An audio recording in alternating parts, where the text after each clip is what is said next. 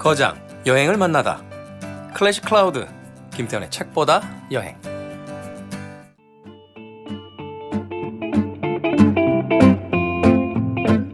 무장한 예언자는 한결같이 승리하고 무장하지 않은 예언자는 한결같이 패배한다. 국가라는 선한 의지의 산물. 마키아벨리는 그것을 지키기 위해 날카로운 무기 한 자루를 펴렸습니다. 역사에서, 현실에서, 그리고 운명에서 찾은 쇠로 만든 그의 무기. 지금부터 그 무기를 찾아 떠나보겠습니다.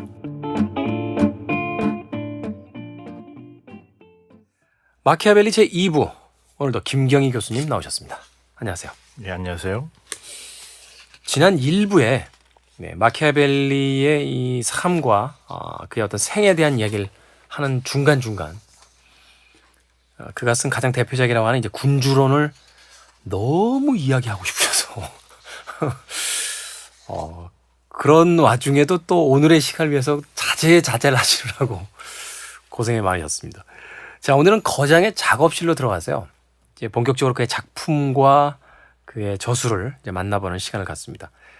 역시나 이 마키아벨리의 대표작, 그 첫 번째를 거론해야 된다라면, 그리고 오직 또 한 권의 책만을 거론해야 된다라면 우리에겐 역시 군주론이겠죠. 네. 이 책이 어떻게 쓰여지게 됐으며 또 어떤 이야기들을 담고 있는지에 대해서 좀 구체적으로 좀 설명을 좀 해주시죠. 네, 너무나도 그 악명 높은 책이라요. 악명 높은 책이죠. 예, 네. 군주론. 어떤 사람은 그 악마의 저서라고까지 얘기했던 미국의 어떤 학자는 악마의 저서라고까지 얘기했고, 네. 뭐 목적을 위해서 수단도 정당화된다. 그렇죠. 뭐 예, 이런. 예. 그다음에 그 교황청에 의해서 금서로까지 지정이 됐었으니까요. 1559년쯤에. 그런데 이건 저희 개인적인 의견이지만 뭐 요즘도 우리나라에서 네. 이렇게 보면은 군주론이 종종 이렇게 칼럼 같은데 언급이 됩니다. 근데 꼭 그렇죠. 언급될 때 100% 누굴 칭찬하기 위한 게 아니라 누굴 비난하기 위해서 언급을 합니다. 이게 아무래도 물론 제가 지금 이렇게 말씀드린 게 또 그분들이 뭐 저는 모르고 썼다는 얘기는 아니고요. 말씀하신 것처럼 군주론을 읽어보면은 그 권모술수를 사용해야 된다 이런 얘기도 있고 그렇습니다. 그러나 우리가 어떤 한 사람이 어떤 책을 썼었을 때는 전체적인 어떤 요지라든지 뭐 맥락이라든지 이런 것들과 가서 좀 총체적으로 바라봐야 된다라고 하는 그런 입장에 있기 때문에요. 사실 이제 권모술수를 써야 된다라는 그 구절도요. 상황에 따라 다르지 않습니까? 맞습니다. 그러니까 우리가 평화적인 그 한 국가 시대의 정치 권력 내에서는 권모술수 쓰면 안 되죠. 정직하게 경쟁해야죠. 근데 이게 만약에 어떤 식민 통치하라든지, 그죠? 적에게 의해서 강압적으로 무력적으로 우리가 지배를 당하고 있는 시절이라면 권모술수 쓸 수 있죠. 네, 정확하게 지적을 하셨습니다. 네. 군주론에 나오는 것도 그거예요. 그래서 항상 평화 시기에 혹은 선한 사람에게 쓰라는 얘기가 아니고 나쁜 사람들, 그러니까 정확하게 얘기하면 그 15장에 나오는 구절인데요. 그러니까 나쁜 사람들, 악한 사람들 사이에서 선하게 행동하면은 파멸은 불보듯 뻔한 거기 때문에 상황에 맞게 때에 따라서는 선하지 않을 수 있는 법을 배워야 한다라는 얘기가 나옵니다. 그래서 정확히 말하면 상황 논리입니다. 네. 그러니까 아무 때나 악하라 뭐 이게 아니고요. 그러니까요. 근데 그게 이렇게 와전이 되거나 아니면은 그 후에 유럽사의 어떤 정치적인 이런 그 사건들 속에서, 그러니까 주로 그렇게 권모술수를 썼던 그런 사건들 속에서 군주론이 이렇게 두각을 드러낸 거죠. 뭐 간단하게 막 군주론에 대해서 이제 설명을 드려야 되니까 군주론과 그 결합된 게 바로 마키아벨리즘이거든요. 네. 권모술수. 근데 이게 역사적으로 어떤 중요한 사건과 하나가 관련이 됩니다. 뭐냐면은 그 프랑스에서 바르톨로메오 대학살이라는 사건이 있습니다. 네. 그러니까 위그노어, 그러니까 그 당시 프랑스에서는 신교와 구교 간의 종교 전쟁이 굉장히 심했던 때였거든요. 그렇죠. 네. 그런데 프랑스 왕인 구교 측에서 신교 위그노들과 화해를 하자고 했던 게 프랑스 왕비의 딸과 위그노의 그 왕자를 결혼하자고, 뭐 결혼하자고 하는 건 화해하자는 표시니까요. 당시에 이제 결혼이라는 건 주로 정치적인 그렇습니다. 목적 하에서 이루어진 네. 계약들이니까요. 그렇죠. 네. 그래서 파리로 그 초대를 하죠. 그래서 예나 지금이나 결혼식 전에는 전야제가 있고 연애를 하죠. 연애가 있으면 반드시 술이 있겠죠. 그래서 술 마시고 이렇게 노는데 프랑스 왕비 쪽에 구교 쪽에서 사람을 풀어가지고 신교도, 그러니까 위구노들을 전부 다 죽입니다. 그게 바르톨로메오 대학살이라는 겁니다. 왕자의 게임인데요. 그렇죠. 네. 그 여왕 마고라고 하는 영화가 있는데요. 그게 네. 바로 그 당시 그 배경으로 만든 영화입니다. 음. 그러니까 그때 그 프랑스 왕비의 이름이 뭐냐면은 카테리나 데 메디치입니다. 네, 카테나 데 메디치. 예, 이 카테리나 데 메디치가 누구냐면은 로렌조 데 메디치의 딸이에요. 이 로렌조 데 메디치가 누구냐? 마키아벨리가 군주론을 헌정했던 그 메디치입니다. 그래서 이 일이 있고 나서 위그노에서, 그러니까 신교도에서 책이 하나가 나오는데 그게 역사상 처음으로 마키아벨리 이름이 책의 제목으로 붙은 겁니다. 안티 마키아벨리. 그래서 반 마키아벨리라는 책을 내는데 거기서 바로 이 구교의 권모술수가 그렇죠. 마키아벨리가 쓴 군주론에서 예. 힌트를 얻었던 것이다. 맞습니다. 예, 라고. 예, 예. 그래서 그런 얘기가 나오는 거죠. 카테리나 데 메디치가 피렌체를 떠나면서 알프스 이북을 넘어서 프랑스로 시집을 올 때 군주론을 몰래 숨겨와가지고 밤새도록 읽으면서 그 권모술수를 그 습득을 했다. 그래서 그걸 사용을 했다. 너무 루머인데요. 그런데 그게 그 다음부터 계속 그 유럽사에서 그 나오는 게 히틀러도 그렇게 했다고, 그 소위 말해서 히틀러를 비판하는 자들이 그렇게 얘기를 합니다. 히틀러가 그 보통 유럽에서는 잘 때 밤에, 그러니까 방에 보면은 침대 옆에 이렇게 책이 한 권 있죠. 책, 보통 그게 성경이지 않습니까? 근데 그렇죠. 히틀러를 비난하는 자들 보면 히틀러는 성경 대신 군주론을 놓고 그거를 숙독하면서 고모술수 사용해서 권력을 잡기 위해서 이런 것들을 사용했다. 이게 마키아벨리즘이 바로 그런 데서 나오는 거거든요. 결국은 그 책에 가진 어떤 내용의 문제라기보다 그 책을 쓴 사람들에 대한 악명이 이 책에게 더해졌다. 그 맞습니다. 네, 이렇게 볼 수 있겠네요. 정치 현실, 그러니까 권력 투쟁, 권력을 잡기 위한 사람들의 어떤 그런 그 적나라한 모습을 비난하는데 가장 좋은 말로 마키아벨리즘이라는 걸 썼던 거죠. 그렇다면 이 책이 그렇게 아주 살벌한 현실 정치에서의 어떤 권모술수를 비롯한 여러 가지 어떤 그 방법론을 기술하고 있었을 때는 이 책에 쓰여진 어떤 시대가 가진 어떤 혼잡스러움, 혼란스러움 이런 것들이 분명히 있었기 때문일 것 같은데 그렇죠. 마키아벨리가 이 군주론을 집필하던 시대는 어떤 시대였습니까? 그게 지난 일부에서도 잠깐 말씀드렸던 네. 것처럼 이탈리아 전쟁 그래가지고 이탈리아는 5개의 좀 큰 나라하고 여러 가지 조그만 나라들로 분열이 돼 있었거든요. 있었고. 그다음에 용병을 쓰면서 자기는 군대도 제대로 없었고 그런데 그러한 이탈리아 반도에서 이익을 취하기 위해서 프랑스, 뭐 신성 로마 제국 황제, 스페인군 막 이렇게 막 넘어와서 거기서 막 싸움을 하다 보니까 정권 변동이 계속해서 일어났던 거죠. 그러니까 전장이 됐던 겁니다. 유럽의 강대국들의 전장. 그러니까 메디치가도 뭐 프랑스 왕이 넘어오니까 무너져서 공화정이 성립되고 공화정이 다시 물러나고 그 메디치가가 복귀되는 것도 스페인군이 쳐들어와 가지고 그 공화국을 무너뜨리고 소위 말해서 그 그러니까 외국군들의 전쟁터가 되다 보니까 마키아벨리의 가장 큰 문제의식은 우리가 너무 나약하구나. 우리는 우리를 지킬 힘마저 없구나. 바로 그게 핵심입니다. 그래서 군주론에서 어떻게 보면 핵심적인 거는 어떻게 하면 한 명의 지도자가, 군주라고 하는 지도자가 나라를 확고하게 세워서 잘 유지해야 될 것인가 라고 하는 것을 설파한 책이 바로 군주론이라고 할 수 있습니다. 그래서 보통 이야기되기로는 국가의 성립과 유지를 위해서 그러한 것들을 위해서 어떤 정치적인 기술들이라든지 그런 것들이 필요한 것인가 라고 하는 것을 쓴 책입니다. 그래서 약한 나라들, 아까 말씀하셨던 것처럼 강대국들이 와가지고 자기네들 이해관계에 혈안이 돼가지고 약한 사람들, 약한 나라의 이해관계는 봐주지도 않을 때 그럼 약한 나라 입장에서는 어떻게 해야 되느냐. 우리나라 없어져도 좋으니 그냥 따라가야 되느냐. 그게 아니냐. 그게 아니라 어떻게 살아남기 위해서 눈치 보고 때로는 약속한 것도 지키지 말고 이래야 되느냐. 그게 핵심이었던 거죠. 사실 그렇죠. 우리도 그 일제 강점기에 했던 행동들을 보면 요인의 암살, 또 폭탄을 가진 항거 이런 것들이 사실 당시 이 점령국이었던 일본에서 봤을 땐 테러라고 규정할 수 있겠지만 우리에겐 너무나 순수한 독립운동이었고 그런 어떤 방법론을 통해서 이제 조국을 되찾기 위한 투쟁들이 있었던 것인데 결국 그게 책이 가진 문자라기보다는 그것이 어떤 시기 누군가에 의해서 쓰여졌느냐가 더 중요한 그런 어떤 의미를 갖는다고 이제 볼 수 있을 것 같은데 맞습니다. 예. 구체적으로 그렇다면 그 권모술수란 이야기만 지금 저희가 계속하고 있는데 이 군주론이 담고 있는 또 핵심적인 여러 가지 이야기들이 더 많을 것 같아요. 대표적인 이야기 몇 개만 좀 저희에게 전해주신다면 어떤 게 있을까요? 그 방금 말씀하신 것처럼 권모술수는 군주 개인의 행동 양식에 초점을 맞춘 겁니다.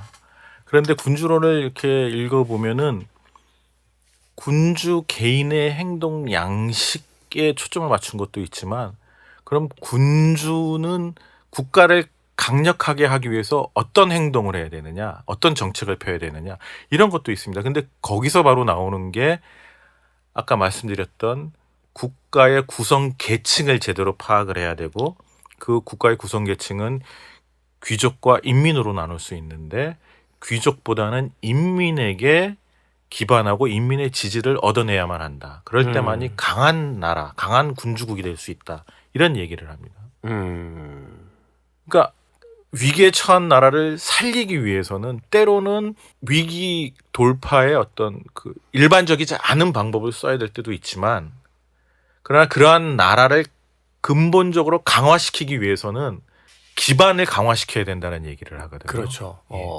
사실 이제 우리가 군주론에 대해서 설명을 할 때 좀 악의적인 설명을 하게 되면 아주 교활하면 그 참혹스럽고 아주 냉혈한적인 그런 인물이 군주가 되어야 된다.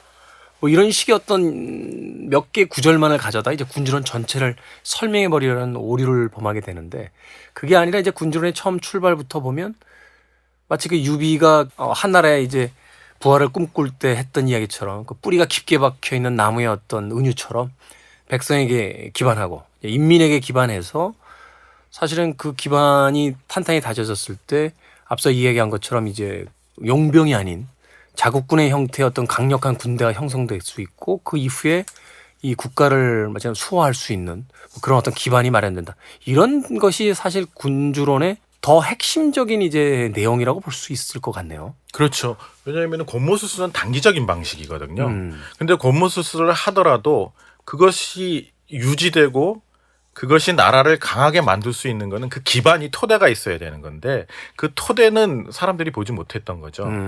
그리고 그 역사적 관계 속에서요.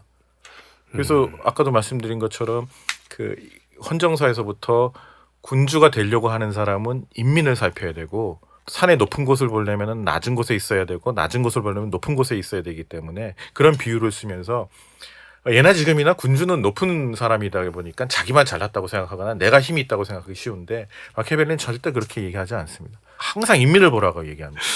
어찌됐건 이 마키아벨리의 핵심적인 이야기는 이제 군주가 가져야 되는 어떤 덕목이라든지 그가 어디서부터 출발을 해야 더 강력한 국가를 이룩할 수 있는지에 대한 부분들은 빼버린 채 이제 강론적인 어떤 방법론만을 우리에게 알려주었기 때문에 이 책이 사실은 본래 내용에서 많이 왜곡된 어떤 악명을 얻게 됐다 이렇게 볼 수 있겠네요.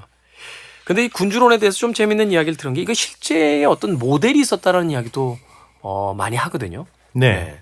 체자레 보르지아라고 하는 사람이 모델이라고 얘기하더라고요. 체자레 보르지아. 예.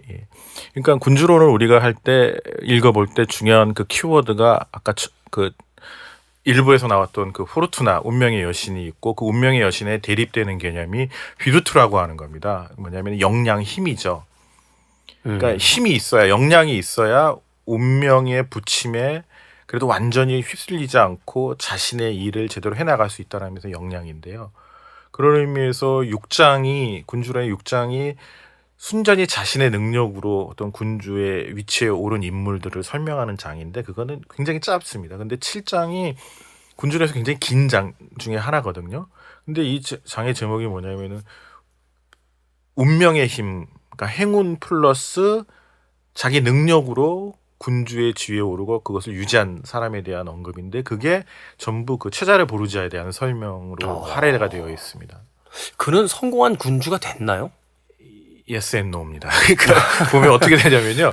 체자르 보르자는 그 알렉산더 6세라고 하는 사람의 아들인데요. 네. 그래서 이 사람이 약관의 나이에 아버지의 지금 군수저죠. 아버지의 그 후광을 입어가지고 그 교황군의 사령관에 오를 정도로 성공을, 그러니까 높은 지위에 올라갑니다. 교회는 자기 군대를 가질 수 없잖아요. 그렇죠. 그러니까 처음에, 그러니까 당시는 교황국이 좀 커가지고 영토로 확장합니다. 그때 사용했던 게 원군이에요. 프랑스에서 군대를 빌려오는 거죠. 교황의 권위가 셌으니까요.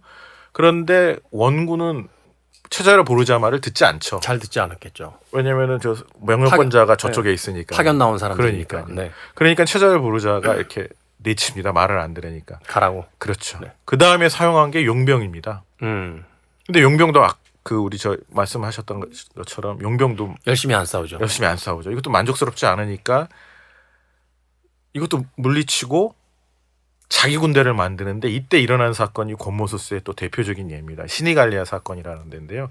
용병 대장들과 이렇게 트러블이 있으니까 이때 또 사용했던 방법이 우리 화해하자 그래가지고 또 불러요.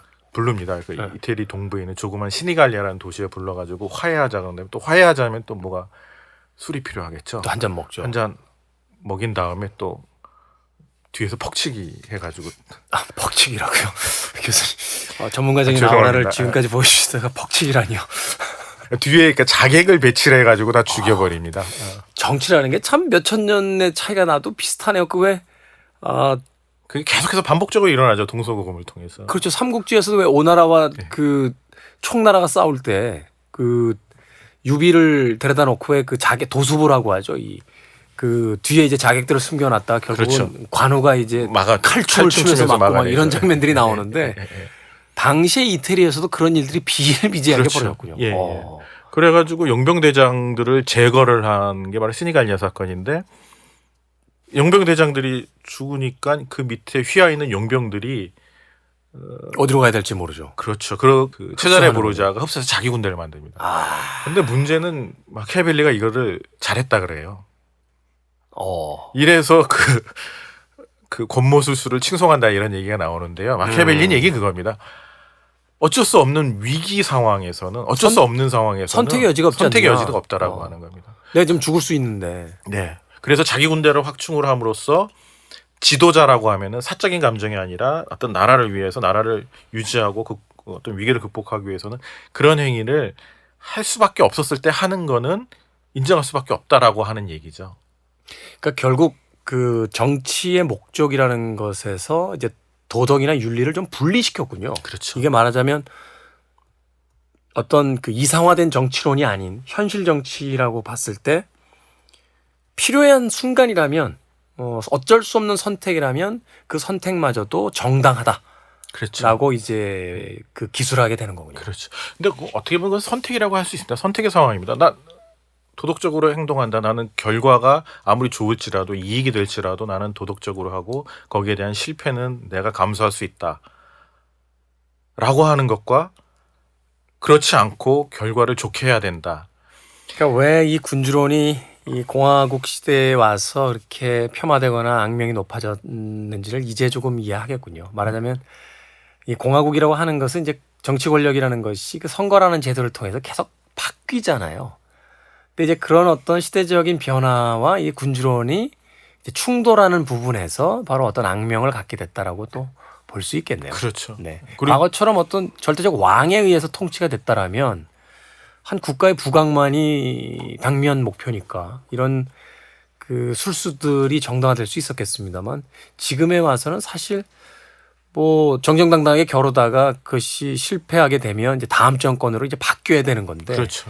그것이 이제 그렇지 않게 하기 위해서 자신들의 정당이나 정권의 이익을 위해서 이제 술수를 쓰게 된다면 그것이 이제 공화국의 어떤 정신에 맞지 않는 뭐 그런 이야기가 되겠네요. 그렇죠. 그러니까 법치가 있는 곳은, 법이 작동하는 곳에서는 그러면 안 되는데, 당시의 상황에서는 국가 대 국가, 세력 대 세력 간의 법이 아니라 힘의 직이고 논리. 이고, 맞습니다. 그 힘의 논리에 의해서 죽느냐 사느냐의 문제였을 때는 그것은 인정될 수 있지 않느냐라고 하는 거죠. 그래서 그 체자르 보르자가 그 행동을 하고 또 한 행동을 더 하는데 그게 그러니까 체자레 보르자가 악명 높은 사람이거든요, 사실은.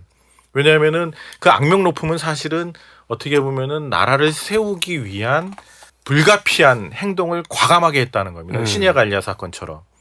그래서 운이 좋아서 약관의 나이에 교황군의 사령관으로 올랐지만 그러한 행동을 통해서 강력한 지배 체제와 어떤 영토를 넓히는데 공헌을 했다라고 하는 거죠.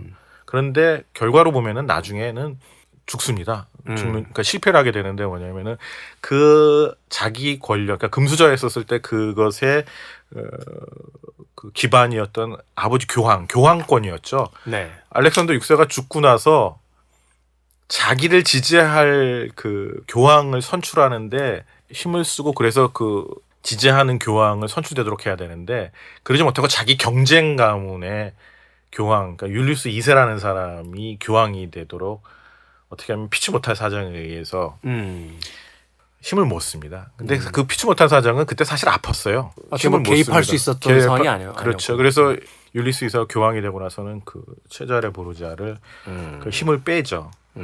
그래서 마키아벨리가 보기에는 체자레 보르자가 군주론의 그 어떤 그 주인공이거나 어떤 모델이라고 했던 게 운이 좋았지만 그 운에 기반해서 그 자기의 어떤 정치행위를 한 게 아니라 운은 좋았지만 운을 자신의 능력을 통해서 그것을 확고히 다져가는 그런 일을 행했다라고 하는 거죠. 네. 그게 그 마키아벨리가 체자레 보르자를 칭송했던 겁니다. 근데 여기서 또 재밌는 거는 왜 그럼 체자레 보르자를 모델로 썼을까? 이건 사실 당시 그 상황과 관련이 됩니다. 뭐냐면은 당시 메디치가가 마키아벨리가 1512년에 그 메디치가가 들어오면서 공화국에서 쫓겨났었는데 감옥에 있다가 그 선처에서 훈방되는데 그게 뭐냐면은 1513년에 메디치가의 사람 중에 레오 14라고 하는 교황이 나옵니다. 그래가지고 풀어준 거죠. 특사를 특사죠, 특사. 예. 광복절 특사처럼. 예. 그러니까 어떻게 보면은 메디치가에서 교황이 나왔으니까 이태리 중부의 교황국이 메디치가의 영토였고, 그러니까 지배권이 있었던 거고, 피렌체 공화국이 메디치가 영토니까 이태리 반도의 중부의 큰 세력을 메디치가 잡고 있었던 거거든요. 네. 근데 이 로렌조 데 메디치, 군주론을 헌정받은 로렌조 데 메디치가 그 메디치가의 일원이니까 교황이 된 거는 운 때문에 된 거잖아요. 운이 좋아서요. 그렇죠. 그러니까 체자레 보르자가 교황 아버지를 두고 운이 좋아가지고 그걸 했던 것처럼 당신네도 지금 운이 들어왔다는 거죠. 지금 운때가 들어왔다는 거예요. 이걸 잡아야 된다. 그렇죠. 운때가 들어왔는데 이거 가만히 있다 그냥 즐기다가 그러지 말고 이때 당신들이 제대로 된 능력을 발휘해서 이탈리아의 통일, 이탈리아의 강함을 이룬 대로 일조를 해야 된다. 그게 바로 이탈리아 통일을 위한 호소라고 하는 26장의 핵심적인 내용이거든요. 네. 결국 그 26장의 핵심적인 내용이 이 책에 담고 있는 어떤 목적의식을 분명히 하고 있다. 이렇게 볼 수 있겠네요. 네. 결국은 개인의 어떤 영달이 아닌 이탈리아의 통일을 위했던 한 말하자면 국가주의자의 어떤 절절한 어떤 호소가 바로 이 군주론에 담겨 있다. 네, 맞습니다. 라고 이해할 수 있을 것 같습니다.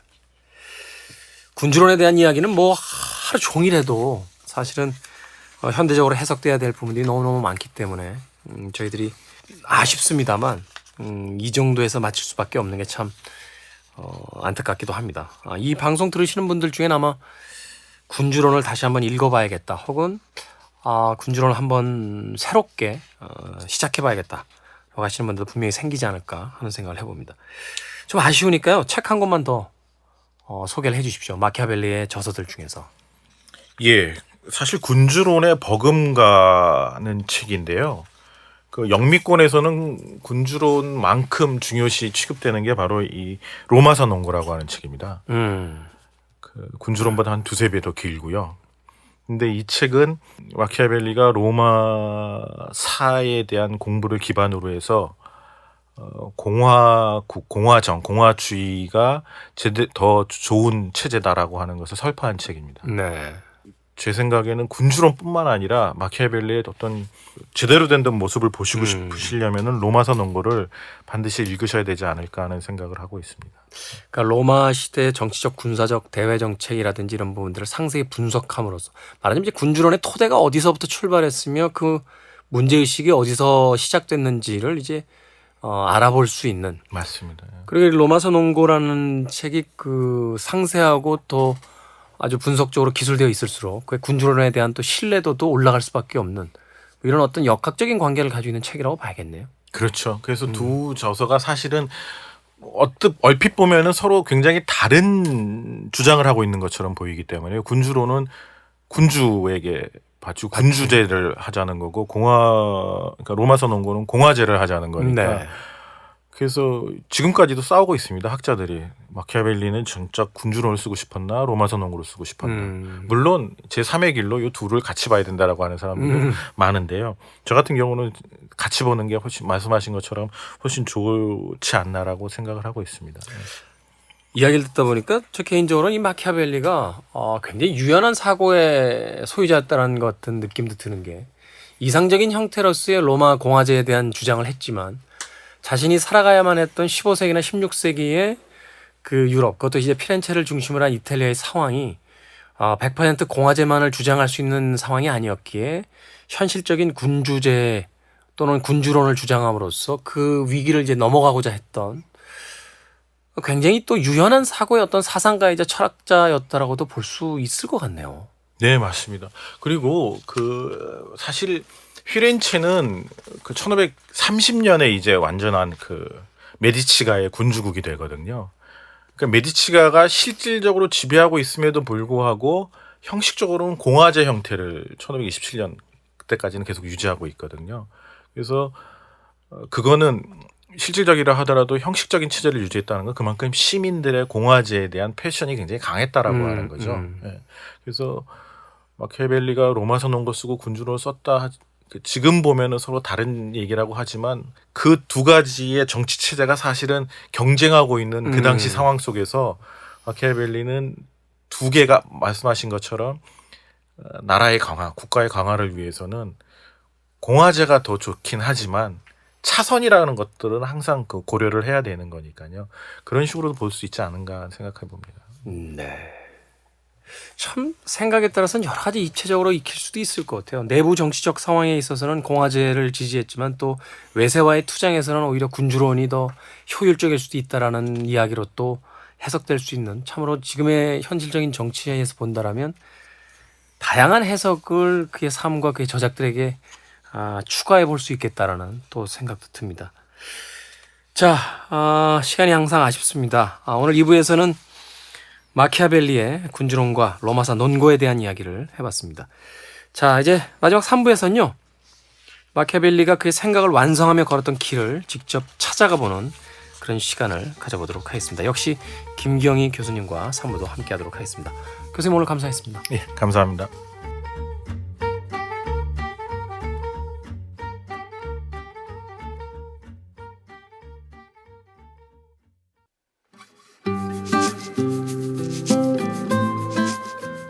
오늘 방송 어떠셨나요? 재밌게 들으셨다면 구독하기, 혼자 듣기 아까우시면 공유하기로 마음을 표현해주세요. 아르테 출판사, 클래식 클라우드와 함께하는 김태훈의 책보다 여행은 여러분의 성원으로 계속됩니다.